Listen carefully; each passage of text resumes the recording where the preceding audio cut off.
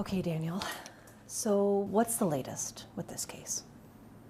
I think we're going to have to dive into some questions so I can, really try to answer that because, there's so much. But what I can say is my blood was taken or drawn, and they got a few drops in my blood for that, to check my DNA, because my DNA is obviously going to be on the blanket. But I can't really disclose, and I'm pretty limited on what I know about the blanket at this moment.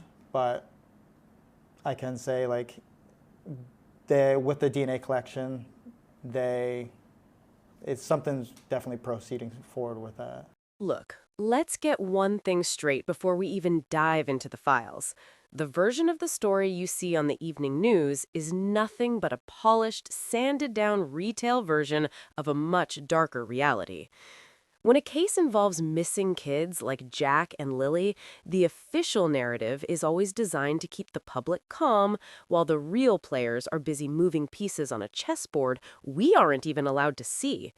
We're talking about a world of voluntary cooperation that smells like a legal strategy, and a missing persons label that feels more like a convenient rug to sweep the truth under. What the official records won't show you is the absolute chess match happening behind the scenes. The part people always whisper about when it comes to Daniel's cooperation is the timing. He didn't just wait for a knock on the door, he stepped up and offered his blood. Now, on the surface, that looks like the ultimate good guy move. He's telling the world, I have nothing to hide. But if you follow the money trail of logic, or in this case, the evidence trail, you have to ask, is this a genuine move or a preemptive streak? Daniel confirms he voluntarily provided a blood sample to investigators because his DNA would likely be on a blanket involved in the case. Think about the optics of that for a second. If you know your DNA is going to be found on a piece of evidence, you have two choices. Wait for them to find it and look like a suspect, or hand it over yourself and frame the narrative. By volunteering it, he's effectively neutralized the shock value of a forensic match. He's essentially saying, of course my DNA is there. I gave it to you. It's a calculated move to strip the prosecution of a smoking gun. Are we really supposed to buy the idea that this is just a father being helpful? Or is it a play for the ultimate get-out-of-jail-free card? What the Whisper Network says is that when someone volunteers DNA to explain away a blanket, they aren't helping the investigation. They're managing the crime scene after the fact. Then you have the actual collection process. Daniel describes how his blood was collected at the station, sealed for evidence, and formally documented under a missing persons case file. It all sounds so procedural, so law and order. About that because it's been about 3 months. I've been asking for them, and it's just been delayed, I guess, till now. But I know things take time, and dogs are hard to get. But why the emphasis on the procedure? In these high-stakes games, the gatekeepers of information love to focus on the paperwork because it distracts from the lack of progress. By describing the sealing and the documenting in such detail, it builds a sense of legitimacy. It makes the listener feel like something is being done. But let's be real. Collecting a sample and actually solving a disappearance are two very different things. Is this just a PR disaster mitigation strategy? By walking the public through the formality of the station visit, he's trying to cement the image of himself as a victim of the system, a man caught in the gears of a slow-moving bureaucracy. Convenient timing, wouldn't you say? It creates a narrative of, I did my part, now where are the kids, while the investigation continues to spin its wheels in the mud. This is where the onion really starts to stink. Daniel says paperwork indicated no criminal involvement, and based on that, along with past interactions, he believes he is not considered a suspect by the RCMP. But here's the insider secret. Police almost never give out get-out-of-jail-free cards in the middle of an active investigation into missing children.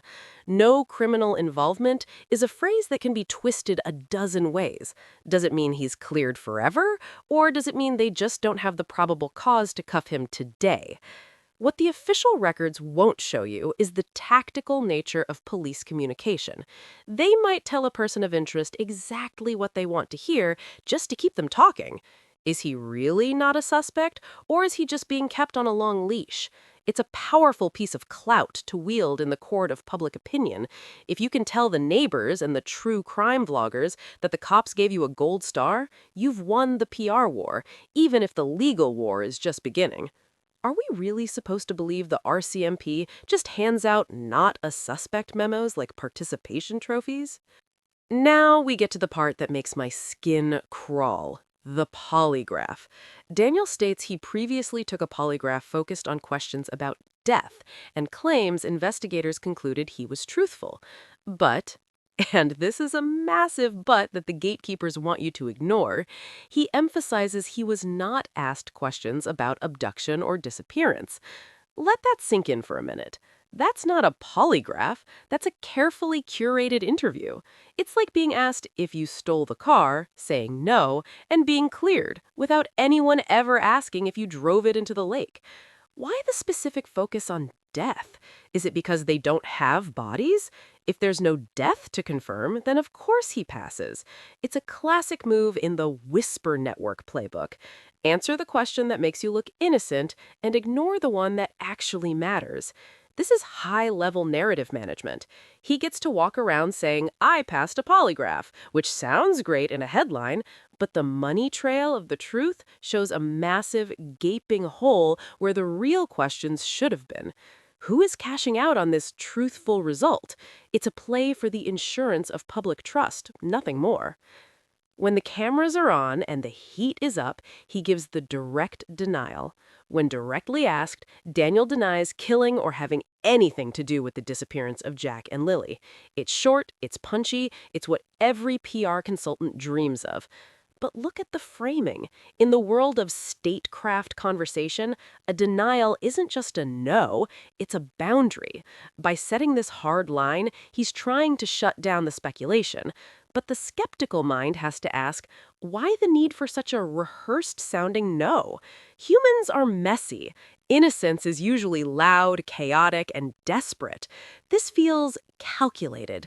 It's an informal intensity that's meant to silence the doubters. But when you're dealing with a case where the money trail leads to a void, a direct denial is often the only currency someone has left to spend. Is it a genuine cry of innocence, or just the only move left on the board? Despite the case officially being a missing persons file, Daniel is the one pushing the criminal narrative. Although it remains officially a missing persons case, Daniel believes the situation is criminal in nature, but says police will not formally classify it such until a charge is filed. This is a classic reveal structure. He's taking the surface level of the police investigation and pivoting to a darker interpretation, one that points away from him. By insisting that it's a criminal act, he's effectively creating a boogeyman. He's saying there's a shadowy figure out there, a real criminal, and the police are just too slow to catch them. It's a brilliant way to shift the focus. If it's a criminal case, then Daniel is just another victim of this mysterious predator. It's a play for clout, framing himself as the only one brave enough to call the situation what it really is. But if the police, the ones with the actual evidence, aren't calling it criminal yet, why is he so eager to do so? Convenient timing, wouldn't you say? Then you have the interview endurance test. He reports being formally interviewed approximately 5 times, with the first lasting 4 hours. Additional discussions with investigators often extend beyond official questioning. He's presenting this as proof of his cooperation. Look how much I've talked to them, he seems to say. But in the Whisper Network, we know that talking isn't always cooperating. Sometimes talking is scouting. Every hour spent in an interview room is an hour spent learning what the police know. You're not just giving information, you're receiving it. You're seeing which questions they repeat, which photos they show you, and where they seem to be hitting a dead end. Is he helping the investigation, or is he managing it? A 4-hour interview isn't just a testimony, it's an endurance test. And if you come out the other side still holding your not a suspect shield, you've successfully mapped the enemy's territory. Who's really cashing out on these hours of dialogue? It's a tactical move to stay one step ahead of the gatekeepers. Then we come to the whispers from the inner circle, the accusations from Maliah's friends and family. Daniel denies claims that he was abusive or controlling, including claims about monitoring her phone. What the official records won't show you is the power dynamic of a closed-door relationship. In the reveal of this layer, we see the battle for the optics of the family. If the public sees him as a controlling figure, the criminal narrative he's building starts to crumble. So he has to frame those accusations as the ramblings of biased observers.